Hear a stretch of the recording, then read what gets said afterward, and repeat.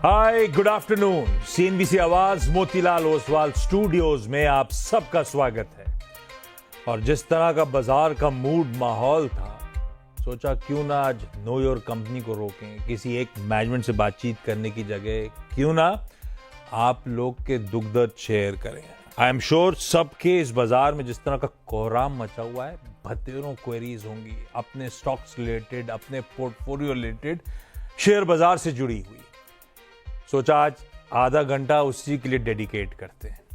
आवाज के सारे प्लेटफॉर्म्स पे, इवन हमारे व्हाट्सएप नंबर पे चाहें तो रीच आउट करें, यूट्यूब पे, ट्विटर पे, कोशिश करूंगा हर जगह से आप लोगों की क्वेरीज लें और उस पर बातचीत करें। कोशिश करें कि एक बढ़िया सा उस उलझन को सुलझाने की कोशिश हो। सीएनबीसी आवाज के मैनेजिंग एडिटर अनुज सिंघल साहब और साथ साथ manasjaiswal.com के श्री मानस जायसवाल, वो भी होंगे इस शो में आप लोगों की क्वेरीज सॉल्व करने के लिए। डायरेक्टर साहब स्क्रीन पे दिखाते रहिएगा अलग अलग तरीके हम तक रीच आउट करने के।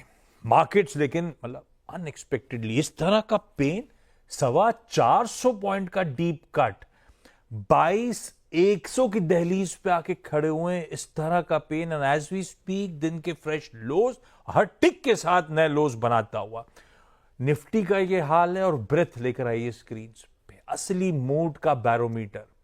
4 दिनों से डिटोरिएटिंग ब्रेथ थी। कल 1:6 बुरा लग रहा था, तो आज 1:13 आपके सामने।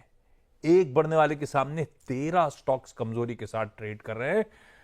पहला सवाल तो मैं ही पूछ लेता हूं। बहुत बुरा हाल। और फ्राइडे को जाते जाते इस तरह की स्क्रीन पूरे वीकेंड का मूड बिगाड़ दिया। हो क्या रहा है ये?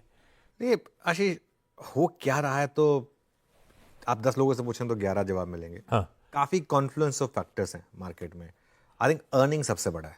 अर्निंग्स मार्केट की सपोर्टिव नहीं रही हैं पिछले 2 क्वार्टर से। चीन में पैसा बन रहा है, हमारे मार्केट में पैसा नहीं बन रहा है, तो पैसा हमारी मार्केट से चीन में जा रहा है। अच्छा, आपको याद होगा हम लगातार एक चीज बात कह रहे थे कि 21,800 से 22,000, 21,800 से 22,000। आई थिंक मैं एक टेप रिकॉर्डर की तरह पिछले 10-15 दिन से आपसे एक बात कर रहा हूँ कि 21,800 से 22,000 का रास्ता खुला है। और जिस दिन 22,800 ब्रेक हुआ था उस दिन वो मेरी जो एक व्यू था, मुझे उस पर एक मुहर लगती हुई मिली थी। और मुझे लेकिन ये जरूर मैं कहूँगा कि ये मैंने भी नहीं सोचा था कि इतनी जल्दी आएगा वो लेवल। मैंने हमेशा ये सोचा था कि थोड़ा मार्केट को टाइम लगेगा, लेकिन कहीं ना कहीं ये जो लेवल्स हैं वो आएंगे। 21,800 से 22,000। कल ही हमने टेक्निकली और फंडामेंटली मार्केट में कहाँ बॉटम बन सकता है इस पर जानने की थोड़ी सी कोशिश की थी। तो वो लेवल्स जो आ रहे थे वो ये आ रहे थे कि 21,000 से लेके 22,000 के बीच में कहीं ना कहीं जाके मार्केट आकर रुकना चाहिए। इसका मतलब ये नहीं है कि आप एग्जैक्ट 21,000 तक जाएं, और इसका मतलब ये नहीं है कि आप 21,000 पे भी रुक जाएं। मतलब क्योंकि ये एक ब्रॉडर आप एक कॉन्टूर ले सकते हैं। स्टॉक मार्केट में ये कभी नहीं होगा कि आप एक पर्टिकुलर, जैसे एफडी है, एफडी में तो आपने अगर 6% के रेट पे 3 साल की एफडी करिए, आप एग्जैक्ट बता सकते हैं। और आपने एक लिया है कि किस डेट पे मुझे इंटरेस्ट कंप्यूटेशन चाहिए, आप बता सकते हैं कि इस डेट पे मुझे इतना पैसा मिलेगा। स्टॉक मार्केट में ऐसा नहीं होता। स्टॉक मार्केट में आप एक व्यू ले सकते हैं कि चलिए अगर 10 साल में इतनी अर्निंग्स होगी तो निफ्टी यहाँ तक जाएगा। मोर और लेस वो निफ्टी आपको 10 साल के व्यू में करके भी देगा।